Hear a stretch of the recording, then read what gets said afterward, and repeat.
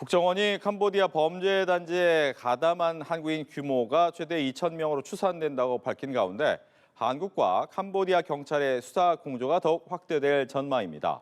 오늘 초대석에서는 캄보디아를 직접 찾아 현지에서 국정감사를 하고 돌아온 송원석 국민의힘 원내대표와 함께 이야기 나눠보도록 하겠습니다. 안녕하십니까? 예, 안녕하세요. 네, 일단 외통위 소속으로 현장 국감을 열고 오셨습니다. 직접 가서 보신 느낌, 한국인의 대상 범죄에 대한 실태는 어느 정도인지 먼저 듣고 싶습니다. 예, 현지에 저희들이 국정감사를 시행을 했고 웬치라고 불리는 그 범죄 단지에도 저희들이 직접 가보았습니다. 저희들이 가본 곳은 한 150여 명 정도 수용하는 곳이었는데 굉장히 열악한 상황에서 그 중에서도 많은 한국인들이 거기서 사실상 범죄 행위에 동원되었었다라고 생각을 합니다. 그리고 거기에서 캄보디아 경찰이 급습을 해서 그중에 59명인가요? 하는 한국인들을 이번에 국내 전세계로 송환했던 그 사람들이 근무했던 곳이었습니다.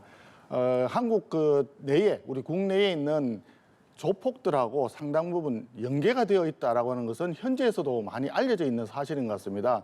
그렇기 때문에 대포통장을 모집한다든지 이런 부분들에 있어서 국내에 있는 조폭 조직들도 우리가 일망타진해야 되지 않을까 하는 생각을 했었습니다. 네, 아마 현장 국감에서 여러 가지를 보고 느끼고 오신 것 같은데 주목받는 것이 이제 시스템 문제가 또 있더라고요. 이 대사관에서 범죄 조직에 연루된 한국인 규모, 또 납치, 감금, 신고조차 제대로 분류하지 못하고 있다라고 들었습니다. 근본적인 이유는 어디 있습니까? 지난번 10월 13일인가 그 외교부에 대한 국정감사 할 때 그때도 외교부 장관에게 이 부분을 질문을 했는데 이미 박모 대학생 시신이 발견되고 국내에 송환되던 그런 상황이 있는데도 불구하고 사태의 엄중함에 대해서는 몰랐다. 최근에 와서야 알았다. 이렇게 답변을 했었습니다. 그런데 현재 가서 캄보디아 대사관에서 외교부에 보낸 전문을 보니까 거기에는 기재가 이렇게 되어 있었습니다. 고문으로 인해서 심한 통증을 겪은 후 심장마비로 사망한 것으로 보인다 하는 내용까지 포함이 되어 있었는데 그런 내용의 전문이 외교부에 보고가 되었는데도 불구하고 외교부에서 그 사실을 모르고 있었다는 것은 장관에게 보고를 안 한 것인지 아니면 알고도 무시했는 것인지 국민들은 정말 답답하게만 할 따름입니다. 그다음에 최고위층인 대통령실이나 외교부 장관이 현재까지도 아직 캄보디아 정부하고 직접적으로 소통을 전혀 안 했다고 합니다. 그런데다가 이번 이재명 정부 들어서서 4개월째 캄보디아 대사가 또 공석 상태였습니다. 그러니까 최고위층도 소통이 안 되고 대사는 공백 상태에 있고 그 밑에 실무자들은 4시만 되어도 우리는 근무 시간 끝났다. 내일 다시 와라. 이렇게 하니까 목숨이 경각에 달려있는 한국인들이 외교부에 마지막으로 대사관에 와서 도움을 요청하는데도 아무도 한국인의 그 생명과 안전을 책임지지 않았다라고 하는 절망적인 사태를 목격을 했습니다. 이 부분이 근본적으로 앞으로 좀 개선이 필요한 부분이라고 생각했습니다. 예, 민주당에선 그 부분에 대해서 이렇게 얘기하지 않습니까? 그 비상계엄 이후 이 탄핵까지 이어지는 국면에서 결과적으로 공백이 있을 수밖에 없었다라고 이제 대사의 공백이 있을 수밖에 없었다라고 이야기를 하는데 그 부분은 어떻게 대답하시겠습니까? 비상계엄으로 인한 공백이라고 주장하기에는 너무 좀 무책임한 발언 아닌가. 책임 떠넘기기, 남 탓하는 그렇게밖에 보여지지 않습니다. 비상계엄이라고 하더라도 그 전에 계속해서 총리라든지 부총리라든지 검찰총장이라든지 검사라든지 계속해서 탄핵을 하겠다고 했지 않습니까? 그런 부분들이 오히려 더 책임을 느껴야 된다고 보고요. 그거는 과거의 일이고 최근에 와서 현재 벌어지고 있는 상황에 대한 인식이 중요한 것이고 그런 인식이 제대로 안 되어 있다 보니까 국민의 생명과 안전이 얼마나 중요한가 이런 부분에 대해서 정부가 제대로 인식을 못하다 보니까 현지에 있는 우리 주민들이 그렇게 어려움을 당하고 있다 이렇게 볼 수 있는 거라고 생각합니다. 네, 이제 많이 이제 캄보디아에 대해서 알려지고 있지만 이런 정도의 시스템으로 많은 분들이 관심을 갖고 있다면 어느 정도가 되면 이 시스템이 좀 제대로 갖춰지겠습니까? 캄보디아에서. 저희들이 야당이지만 그 정부에서 하고 있는 일 중에서 캄보디아 경찰에 코리안 데스크를 설치하겠다 하는 부분에 대해서는 전적으로 동의합니다. 하지만 이제 캄보디아 경찰이 다른 대한민국 경찰이 자기들하고 같이 나란히 앉아서 근무하는 부분에 대해서 얼마나 흔쾌히 동의해 줄지가 문제겠죠. 그래서 그런 부분과 관련해서 우리 대한민국 정부가 외교부라든지 대통령실이라든지 이런 고위층에서 직접 나서서 캄보디아의 총리부터 시작해서 정부 당국자를 직접 소통을 함으로써 우리가 우리 국민을 보호하기 위해서 불가피하고 그것이 캄보디아 정부, 캄보디아 국익에도 도움이 된다. 이런 부분을 좀 설득을 좀 강하게 해야 되지 않을까 그렇게 생각합니다. 알겠습니다. 캄보디아 얘기 많이 들었는데 또 최근의 이슈에 대한 이야기 안 할 수가 없을 것 같아서 최근 이슈도 좀 이야기 나눠보겠습니다. 가장 관심이 많은 이슈는 부동산 이슈가 될 것 같습니다. 지금 국민의힘 지도부 같은 경우 오늘 오세훈 시장과 함께 재개발 현장까지도 함께 다녀온 걸로 알고 있는데 여기 간 이유는 어디 있습니까? 예, 지금 노도강이라고 알려져 있는 그 서울 북부 지역의 재건축 또는 재정비 촉진지구인데요. 이런 부분들이 지금 우리 주민들이 이렇습니다. 굉장히 지금 주거 환경이 열악한 이런 상태에서 하루라도 빨리 건축을 해서 아파트에서 좀 사람다운 삶을 지내고 싶다. 네. 이렇게 하고 있는데 이번에 1015 정부의 부동산 대책에 의하면은 그 조합원을 지위를 양도하고 탈퇴하고 나갈 수가 없습니다. 그리고 또 재건축 기간 중에 어디에 다른 데 거주를 해야 되는데 이럴 때 대출이 또 규제가 됩니다. 그러다 보면 안 그래도 지금 돈이 없는데 어떻게 이게 다 규제를 하고 나면 내가 어디 가서 살아야 되느냐, 팔지도 못하고 나가서 임시 주거도 안 되고 이렇게 모든 걸 막아놓은 상태가 되거든요. 그렇기 때문에 부동산 대책 중에서는 이런 부분들을 좀 풀어줘야 된다. 그래서 1015 대책에서 문제가 있는 부분에 대해서 저희들은 이것을 철회해야 된다라고 얘기를 하는 것입니다. 현재 가보니까 정말 그 좁은 골목에 소방차가 절대 들어갈 수가 없습니다. 만약에 거기서 화재가 났다라고 한다면 거기에 거주하고 있는 주민들은 정말 목숨이 위태로운 그런 상황이 될 것입니다. 그렇기 때문에 정부는 수요를 억제하겠다라고만 접근하지 말고 공급을 확대하기 위해서 절차를 간소화한다든지 요건을 완화시켜준다든지 아니면 거기에 인센티브를 조금 더 줘서 용적률을 좀 늘려준다든지 이런 방식으로 재개발, 재건축, 그다음에 리모델링, 그다음에 정비사업 이런 것들이 빨리 될 수 있도록 정부가 조치를 취해야 되겠다 하는 점을 확인하고 왔다는 그런 의미가 있습니다. 예. 그러면 최근에 있었던 제초안의 폐지 부분하고도 연결이 될 수 있습니까? 그렇죠. 제초안 폐지라고 하는 것은 재건축을 할 때 그중에 남는 돈에 대해서 초과 이익에 대해서 국가가 환수하는 제도인데 이 부분이 있음으로 해가지고 기존에 있던 분들이 재건축을 해야 될 유인이 상당히 줄어드는 거 아니겠습니까? 그게 기존에 이제 정부에서 했던 정책인데 이 부분이 있다 보니까 재건축이 활성화가 되지가 않습니다. 재건축을 해야만이 더 좋은 환경에서 더 좋은 집을 더 많이 공급할 수 있는데 공급을 아예 막아버리는 거죠. 그렇기 때문에 우리 당에서는 이미 작년부터 제초안 폐지에 관한 법률을 이미 제출을 했었고요. 지금 더불어민주당에서도 일부 의원님들이 제초안을 좀 폐지를 하거나 완화해야 되겠다라고는 의견들이 상당히 나오고 있는 것 같습니다. 상당히 긍정적인 사인인데 이번 기회에 제초안의 문제점에 대해서 좀 더 검토하고 가능하면 폐지를 함으로써 주택 공급이 좀 더 원활하게 되도록 그렇게 했으면 좋겠다는 생각을 합니다. 예. 또 하나는 이제 여야정과 서울시가 함께하는 사자 부동산 협의체 제안도 하셨잖아요. 서울시가 함께해야 되는 가장 큰 이유는 뭡니까?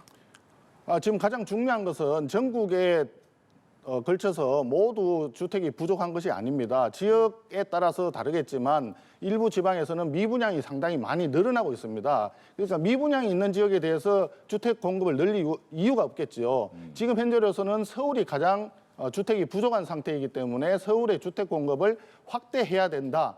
그러면 서울시의 입장이 어떻고 서울시의 정책이 어떤지 중앙정부하고 함께 모여서 논의를 해야 좀 더 주민들에게 필요한 정책을 우리가 만들 수 있다. 그런 측면에서 여야와 정부 그리고 서울시가 함께하는 그런 협의체를 만들자라고 저희들이 제안을 했던 것입니다. 오늘 나가본 그 노도강 지역 같은 경우에도 마찬가지로 정부에서 이렇게 1015 정책으로 해가지고 재건축을 하고 있는 상황에서 대출도 안 되고 조합원 지위를 파는 것도 안 되고 이렇게 막아놓다 보면 주택 공급이 안 되거든요. 진행되던 사업도 중단이 되게 됩니다. 이런 부분에 대해서는 정부와 서울시 그리고 여야가 머리를 맞대고 정말 주민 친화적인 시민들에게 꼭 필요한 주택 공급 확대 방안이 뭔지 함께 고민하자. 그런 취지에서 협의체 구성을 제안을 했습니다. 네. 제1야당으로서 뭐 여당 또 정부에 대한 견제 기능이 굉장히 중요한데 아무래도 의원 수가 많이 부족하다 보니 잘 안 되는 분위기는 있습니다. 그런데 이 사법개혁안에 대해서도 고민이 좀 많으실 것 같긴 해요. 왜냐하면 여당 입장에서는 국정감사 끝나면 이 개혁 법안 처리하겠다라는 거잖아요. 여기에 대해서 어떻게 대응하실 겁니까? 예, 말씀하신 대로 국회 의석 숫자가 부족하다 보니까 저희들이 일을 하는데 어려움은 분명히 있습니다. 그러나 우리 국회의 그 취지라고 하는 것은 다수결을 원칙으로 하지만 소수 의견에 대한 배려와 존중이라고 하는 것이 무엇보다도 중요한 내용입니다. 그래서 과거로부터 여야가 서로 협의해서 합의된 법안을 또는 합의된 정책을 추진하는 것을 원칙으로 삼아왔던 것입니다. 숫자가 많다고 해서 일방적으로 밀어붙이는 것은 의회가 존재할 필요가 없죠. 그렇게 하면 독재를 하는 것이죠. 마찬가지 이 상황을 지금 말씀하신 사법개혁이라고 하는 법안에 보면 사법개혁이 아니라 사법 파괴 내지는 사법개악이라고 저는 생각을 합니다. 대법원장을 국회에 출석시켜가지고 정인으로 발언을 하게끔 한다 그러면 똑같은 상황에서 국회의장 또는 대통령이 국회에 나와서 의원들의 질문에 답을 하는 것이 형평성에 맞다고 생각을 합니다. 그런 상황에서 대법원장에게 그렇게 막말을 하고 또 모욕을 주고 이렇게 함으로써 대법원이 스스로 무릎 꿇게 한다는 이런 부분 정말 있어서는 안 된다고 생각하고요. 이번에 이제 아마도 대법관을 정원을 하겠다고 하는 것 같습니다.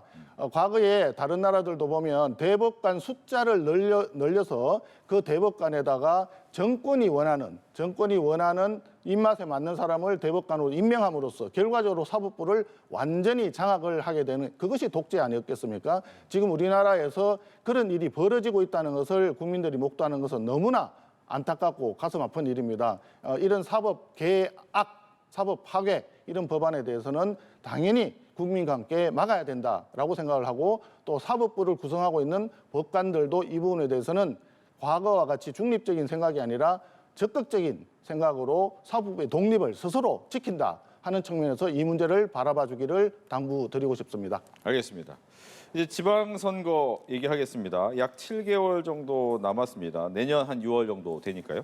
이 여야 모두 물밑에서 이미 선거 모드에 돌입한 것으로 보이는데 현재 상황은 좀 어떻게 보고 계시는지 현재 상황에 대한 느낌과 그리고 앞으로의 전략 이렇게 좀 듣고 싶습니다. 예, 지방선거가 지금 이제 뭐 한 8개월, 7, 8개월 정도 이제 앞으로 다가왔는데 아무래도 아직까지 대통령이 당선되고 1년 안쪽이기 때문에 허니문 기간이라고 일종의 허니문이라고 볼 수는 있죠. 그런 상황에서 선거가 치러지는 거기 때문에 저희들에게는 쉬운 상황은 아니다라고 하는 점은 인정을 합니다. 그렇기 때문에 2017년 정권 교체 이후에 2018년 지방선거하고 유사한 상황이 오지 않을까 하는 걱정을 하는 분들이 있습니다. 하지만 저희들은 지금 상황에서 봤을 때는 더불어민주당과 이재명 정권이 워낙 잘못을 많이 저지르고 있기 때문에 그 부분에 대해서 저희들이 조금 더 노력하면 해볼 만한 게임은 아닌가 이런 또 생각을 하기도 합니다. 가장 중요한 것은 우리가 스스로 변화와 쇄신을 통해서 국민들의 마음을 다시 얻어야 된다는 점이고 우리 스스로 겸손하게 낮은 자세로 국민과 함께한다는 마음으로 끝까지 노력을 해야 된다는 점이 중요하다고 생각합니다. 조금 전에 말씀하셨던 이런 국민의 안전과 생명에 대한 경시 이런 정권의 문제점도 우리가 줄기차게 얘기를 하고 대안을 제시하고 또 민생과 가장 가까운 부동산 문제에 대해서는 공급 중심의 정책이 필요하다라고 하는 점을 국민께 계속 설파를 하고 특히 김현지 부속실장을 비롯해서 정부 당국자들의 그동안의 월권이라든지 강압이라든지 직권 남용에 가까운 그런 부분들에 대해서 국민들과 함께 노력한다면 다음 지방선거 때도 저희들이 어느 정도는 선방할 수 있지 않을까 이렇게 생각하고 끝까지 최선을 다하도록 하겠습니다. 네. 끝으로 한 가지만 더 질문드리겠습니다. 아마 에이펙 한미 정상회담을 앞두고 아마 관세 협상이 어떻게 될 것이냐에 대한 관심이 굉장히 많잖아요. 여기에 대한 얘기도 한번 듣겠습니다. 네, 지금 관세 협상이 지금 막바지를 향해서 가고 있는 것 같습니다. 처음부터 얘기했지만 3,500억 불의 투자 그리고 1,000억 불의 에너지 구매 거기에다 기업 투자 1,500억 불까지 하면 6,000억 달러가 됩니다. 그 자체가 일본의 5,500억, 그다음에 EU의 6,000억 보다도 더 많은 우리 경제 규모에 비해서 상대적으로 보면 훨씬 많은 부담을 우리가 하게 되는 겁니다. 처음부터 그런 잠정적인 합의를 했다라고 해서 국민들께 굉장히 자화자찬했던 거 그게 잘못이었다. 외교적으로 볼 때는 이게 합의가 어떻게 보면 참패였다 이렇게 보입니다. 그 부분에 대해서 반성과 사과가 필요하다라고 생각을 하고 향후에 남은 부분은 트럼프 대통령이 계속 얘기를 했는데 3,500억 불을 선불이다. 또 이게 현금이다 이렇게 했습니다. 현금이 아니라 대출이나 보증으로 전환할 수 있는 부분에 대해서 적극적으로 협상이 필요하고 선불이 아니라 연불로 해가지고 8년, 10년 이렇게 오랜 기간 동안 나눠서 내는 방법 그런 것도 트럼프 대통령과 적극적으로 협의가 필요하다고 생각합니다. 국익을 위한 일이기 때문에 관세 협상 과정에 필요한 일이라면 야당으로서도 적극적으로 협조하겠다는 말씀을 드립니다. 알겠습니다. 이렇게 해서 캄보디아를 직접 찾아 현지 국정감사를 마치고 돌아온 송원석 국민의힘 원내대표와 함께했습니다. 오늘 이야기 잘 들었습니다. 네, 감사합니다.